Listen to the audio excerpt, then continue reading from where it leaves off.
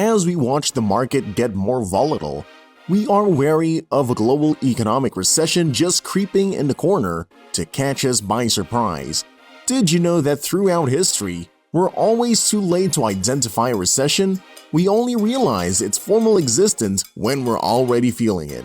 But you and I, we don't always have to be afraid of the great unknown and the unexpected downfalls that could happen in an economic disturbance. If you want to be one of the people who could stay afloat during the recession and worry less about what it might do to your living, we've prepared 8 steps for you to utilize and prepare yourself for the impending recession. So stick around if you want to stay afloat. But before we begin, you know the drill. Leave us a like and subscribe to the channel for more economic updates, money tips, and life advice. Welcome to Luxo-Life, your partner toward personal growth and success. And without further ado, let's get to it. Number 7. Keep track of your wealth. Account for all the money you're getting and the money you're spending. And make sure to keep a detailed list of the specific expenses you have, including the ones you've invested.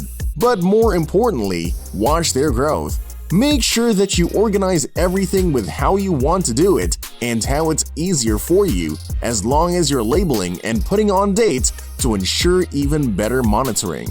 You don't have to do this manually. There are available mobile apps that help with budgeting and the like.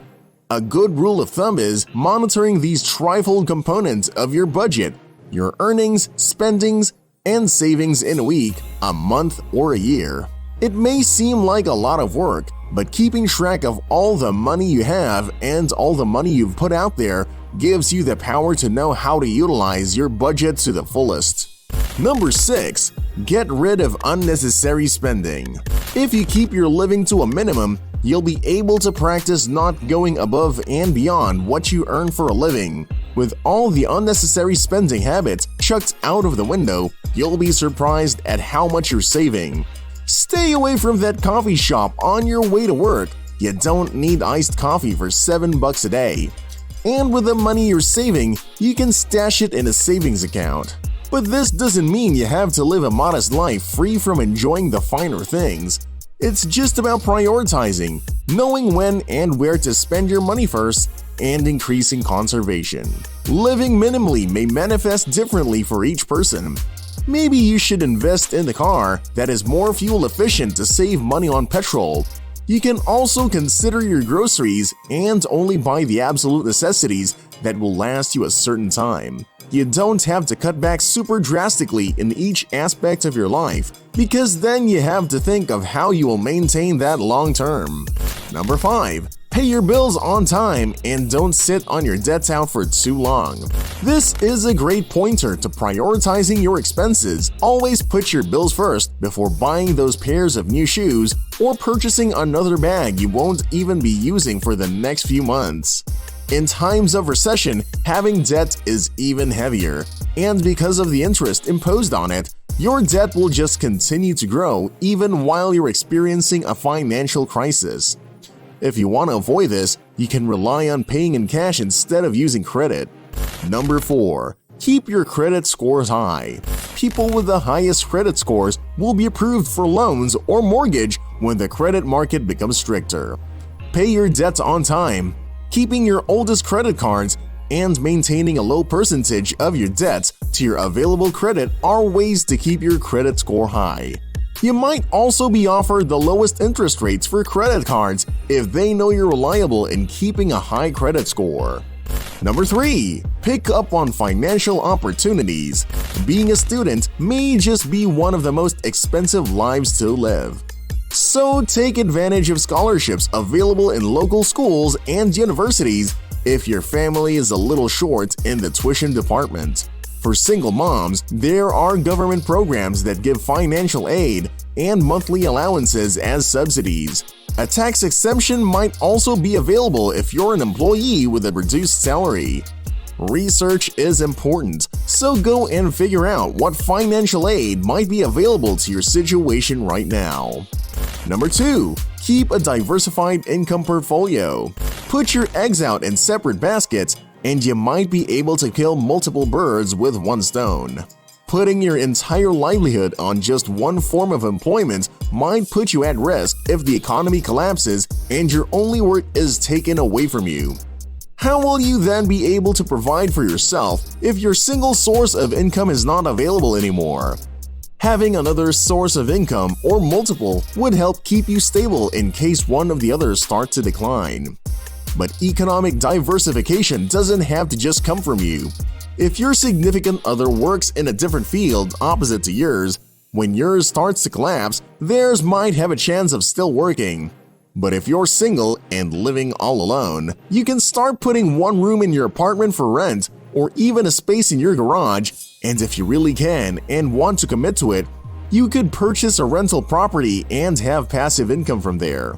And if you have a decent schedule, consider getting a side hustle or a part-time job. Monetize on skills that you have, such as drawing or writing.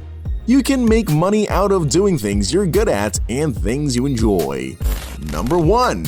Have an emergency fund. This step is by far the most important to survive any economic event. Because recession or not, it is essential to have an emergency fund lying around that you can easily access and use for yourself, your business, and your loved ones.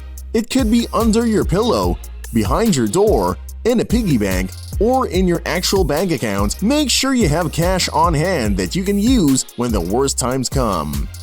During a recession, your income and livelihood are at risk, and whether you're an employee or business owner, the recession will come knocking on your door. So why is having an emergency fund so important? What can you use it for? And how much should you have? An emergency fund is literally money set aside for emergencies like an accident, hospitalization, critical illness, job loss, loss of a loved one, or a recession. Its main purpose is to support you during a financial crisis or a time of financial difficulty and stress. An emergency fund is a vital asset to carry you through tough times, so it has to be part of your basic budgeting kit or chart. Emergency funds aren't only useful during such hard times, but they can also be a cushion for when you find yourself in financial jeopardy or predicament, like scams, high investment risks, or business dilemmas. You can use emergency funds immediately after a significant loss, and because this emergency fund is your own money, this means you wouldn't need to be asked for loans or get drowned in debt in times of financial difficulties. It increases your survivability and gives you another option aside from owing more money to your credit card company, your bank, and your relatives. Most importantly, your emergency fund should be easily accessible, but you have to make it a point that you only use it during emergencies, otherwise you wouldn't have one. There are 2 reasons why an emergency fund should be liquid and accessible. Number 1, it allows you to access the funds immediately for an emergency like hospital bills or credit dues. And number 2, you'll never know when you need it, so it's good to instantly have it when you do.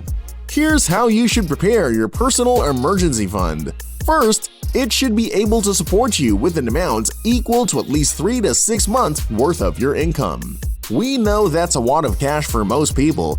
I mean, letting half of your yearly income just lie around somewhere doing nothing seems often useless. But then again, you'll never know when you'll get into an accident, lose your job, or be diagnosed with a critical illness for a couple of months. So having that much should be relevant. Before we wrap up, here are some extra tips we've got for you. In addition to your personal emergency fund, you can get insurance with an accident or critical illness benefit. Much better if you get one with hospital income benefit, which can greatly help you out during such unwanted events. Also, if you can afford it, get yourself variable unit-linked insurance in which you get both a death benefit and a living benefit of your own investment portfolio carefully managed by the insurance company's quality financial asset managers. You get to invest in this portfolio as long as you pay your premiums, and even better, it can grow over the years to surf against market trends. You can top it up if you have excess cash, and it's no stress to withdraw or loan against it when you do need an emergency fund. Overall, insurance is a must-have that is available for most people who want to protect their loved ones or their assets, including your most valuable asset, which is your health. And that's it for this video, and we hope you enjoyed and learned a lot from our content. Dear Luxo lovers, don't forget to leave us a like and share your thoughts in the comments below. And if you're new here, subscribe to the channel for more awesome and educational videos. Let's all avoid recession 2023 together.